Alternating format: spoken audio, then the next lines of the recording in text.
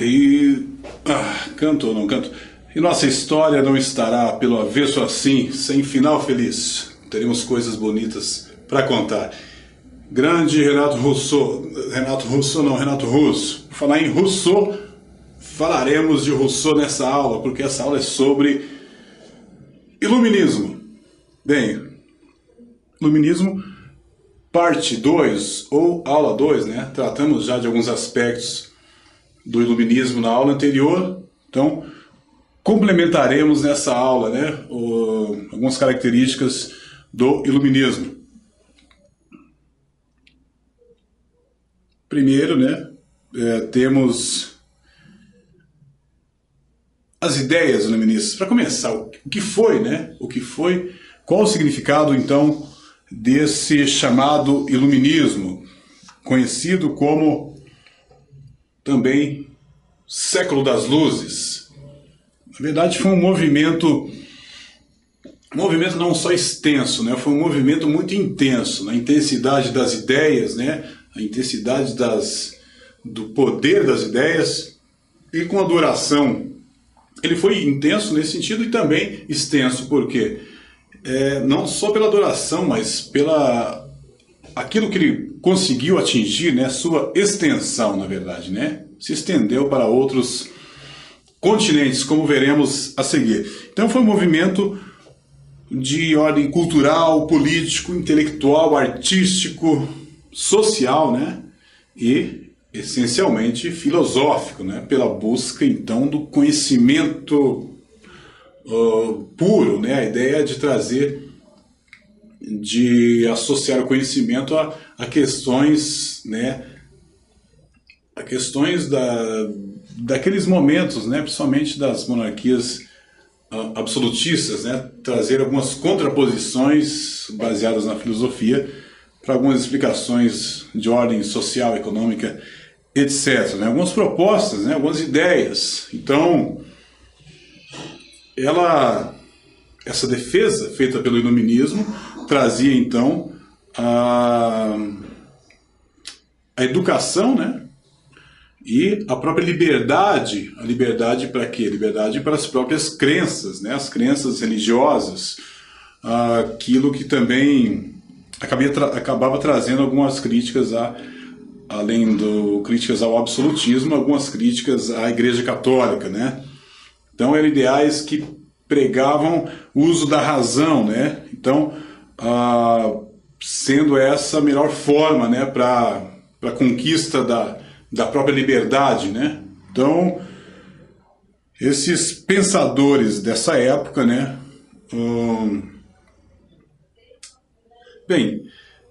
traziam, né, essas concepções religiosas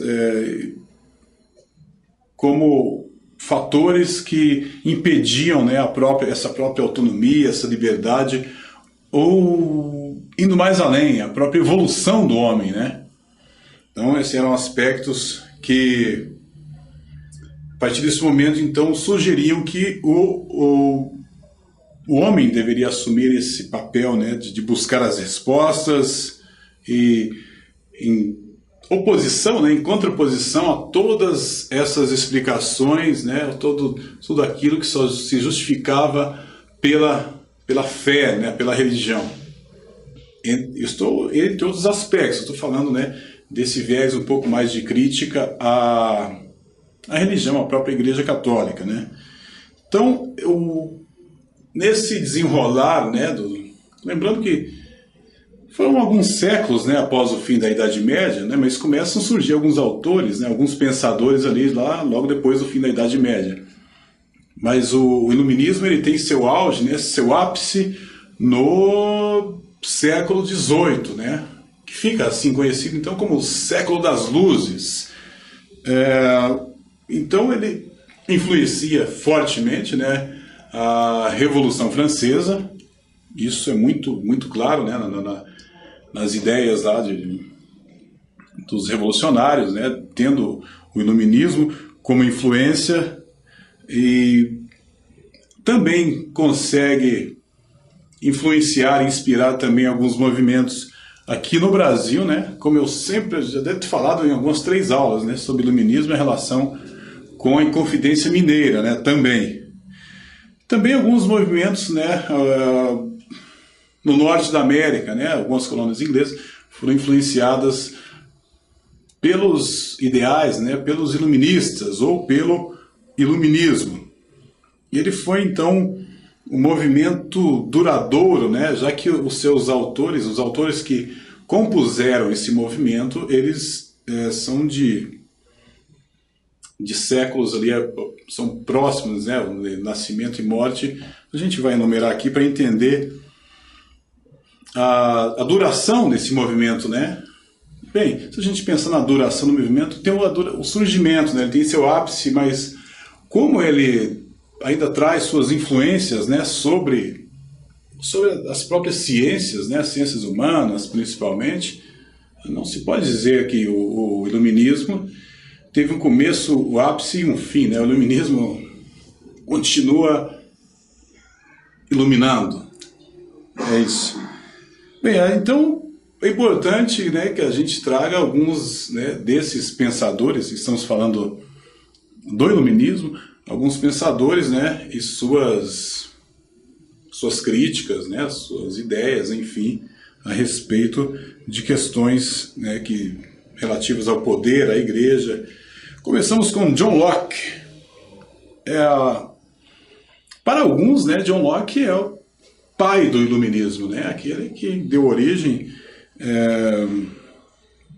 conhecidíssimo, né, na sua obra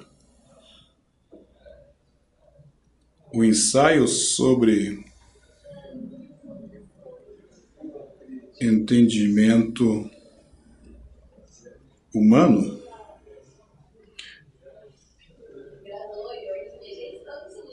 Foi escrito, né, em 1689, e aí uma crítica muito ácida, uma crítica severa, né, feita por John Locke, em que ele escreve, né, que esse conhecido Deus, né, não tinha tanto poder assim sobre as pessoas ou sobre as coisas, né, as coisas terrenas, bem como não tinha influência nenhuma sobre o nosso destino, né, um tanto ácido, um tanto duro isso, né? Um tanto direto, mas era a concepção, né, de John Locke, né? Então, ele acreditava que a sociedade, na verdade, moldava os indivíduos. E eles tinham, então, esse livre-arbítrio, né, para optar pelo bem, entre o bem e o mal, né? Então, também, além dessa crítica dentro do aspecto religioso, John Locke também fez críticas duras, né, ao absolutismo. Essa palavra estará constante aqui, né, nessa aula, porque, lembra, né, absolutismo, a figura do poder centralizado na figura do rei. Crítica ao absolutismo, né, então ele defendia a liberdade, né, a expressão dos cidadãos. Então, uma marca do iluminismo é essa crítica também ao absolutismo. John Locke, então, relembrando aqui, pai do iluminismo, crítica à igreja, crítica ao absolutismo, né, e que Deus não tinha nada a ver com essas coisas terrenas aqui, que o homem era livre para pensar, sabe, ter esse livre-arbítrio de escolher entre bem ou mal, beleza? Esse foi John Locke, né, um grande representante, né, do iluminismo. Temos em seguida Voltaire. Voltaire, vamos pegar aqui data de nascimento, né, ou ano de nascimento, 1694. Adivinha que instituições, né, Voltaire criticava? Bem, ele criticava a monarquia, né? Que monarquia? Monarquia absolutista, né, que era o poder vigente naquela época, né? E criticava também, assim como John Locke, as crenças religiosas, né? Então, também foi considerado um símbolo dessa revolução, né, que foi o iluminismo. Ele era extremamente polêmico, né? Ele defendia com unhas e dentes, né, essas ideias iluministas, realizava duras críticas à Igreja Católica, né? Então, ele se apresentava extremamente, mas muito fortemente intolerante com a religião, né? Esses são os iluministas. A gente tem que encarar isso, né, de uma forma mais lúcida, né, de forma com a clareza maior, para não tendermos aí, para não criarmos um bloqueio em relação ao posicionamento desse pessoal aí, em relação à igreja. São questões, mas foram grandíssimos pensadores com ideias, levando em conta, né, que as críticas naquele momento também eram muito relevantes, né, se a gente pensar no absolutismo, mas eu vou parar por aqui para não ficar tendencioso isso, né? Então, defendia também a liberdade dos pensamentos, né? Então ele também seguia essa linha de John Locke, né? Veio a falecer no século XVIII, né? Ali por volta de 1778. Então Voltaire é muito importante. Sua obra mais conhecida, né, é o Cartas Inglesas. Esse foi desculpa, Voltaire. Então, dando sequência, né, nesses grandes pensadores aí, nós temos Montesquieu. Quem foi Montesquieu? Na verdade, Montesquieu compôs, né, Montesquieu nasceu ali no século XVII, e ele compôs então essa primeira fase, a primeira geração dos iluministas. É isso. Montesquieu, uma contribuição importante de Montesquieu foi no campo da psicologia, né?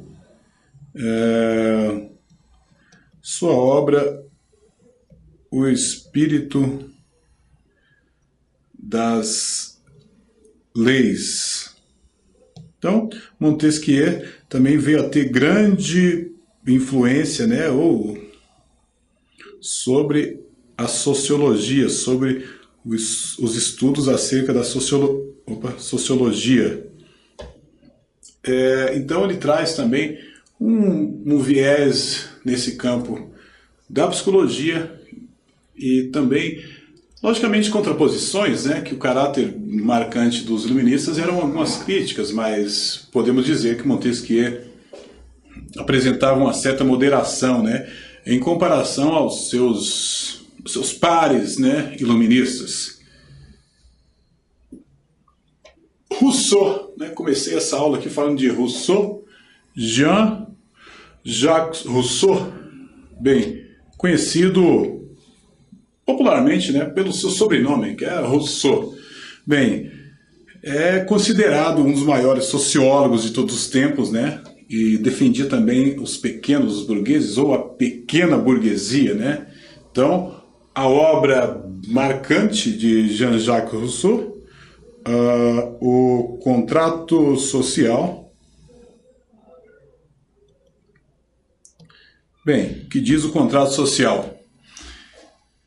Que o Estado só deve ou deveria tomar suas decisões a partir da vontade do seu povo, basicamente isso. Então, logicamente, uma crítica ao Estado, né, o Estado composto. Então, ele defendia o Estado de fato democrático, né, democrático em sua essência, na acepção que essa palavra nos permite, né, e que só assim, então, a partir, né, desse Estado democrático, ele poderia oferecer aos seus cidadãos, né, a tão sonhada igualdade, né. Então, também marcante, né, um dos maiores sociólogos, então, e um dos maiores iluministas também. Logicamente estamos falando dos maiores iluministas aqui, né, então fica difícil eleger quem foi, cada um, né, com o seu viés, mas todos com algo em comum, que foi a ideia de trazer novas ideias de como o Estado deveria agir, né? Críticas com caráter bem filosófico, que expressavam um profundo conhecimento, né, sobre o que eles estavam falando, propondo, enfim. Então, não se esqueçam dessa obra aqui, O Contrato Social, Jean-Jacques Rousseau, né, defensor da pequena burguesia, o Estado, então, tomando decisões, o Estado deveria tomar decisões a partir da vontade do seu povo. Entenderam, né, a ideia do Estado servir, né? A ideia de servidor público, né? Que a gente tanto ouve falar, é de trazer a partir da necessidade ou das próprias vontades, né, da população. Utopia? Bem, não entrarei em discussão, né? Adam Smith também, um dos grandes nomes, né, desse movimento iluminista. Ele ficou conhecido como o representante, defensor dessas ideias classificadas como liberalismo econômico. Bem, vamos entender o liberalismo econômico, que pode de repente ter vindo a ser distorcido, aí não entrarei em detalhes e em aprofundamentos também, não é o momento. Bem, de forma bem simples, né, o Estado ele só pode ser realmente exercer o seu poder se tiver dinheiro, né? Então, para que ele possa, então, enriquecer, né, se ele tiver dinheiro, ele precisa, então, de atividades econômicas, né, atividades capitalistas em constante expansão. E, para que isso aconteça, então, o Estado deveria oferecer uma maior liberdade econômica, né, para alguns grupos, né, para alguns grupos que quisessem, né, criar essas possibilidades de investimento, enfim. Na verdade, ele pregava a não intervenção, né, do Estado sobre os empreendimentos, né, das pessoas. Basicamente isso, né? Adam Smith pregava a menor intervenção do Estado sobre as atividades econômicas. A partir daí ele deveria, então, recolher os seus tributos, né, da forma que estivesse determinado por lei, mas sem essa intervenção, essa regulação, né, da economia. Basicamente isso, né, Adam Smith pregava. Então, esse foi um apanhado aí sobre o iluminismo.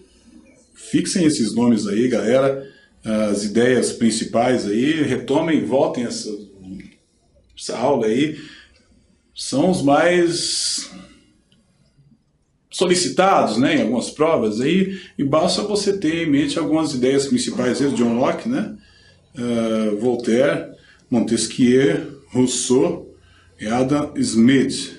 Vamos aqui, o liberalismo econômico. Ficou tranquilo? Então, é isso aí.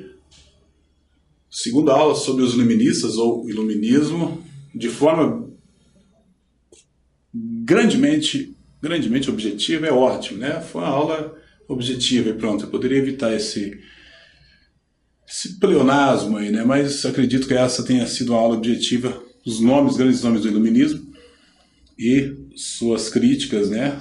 Opositores ferrenhos, palavra bacana essa, as monarquias absolutistas, ao neossistema mercantilista, né, que era a marca desses estados absolutistas, e também sobraram críticas, né, para a Igreja Católica. Gente, vou nessa, grande abraço, até a próxima. Valeu?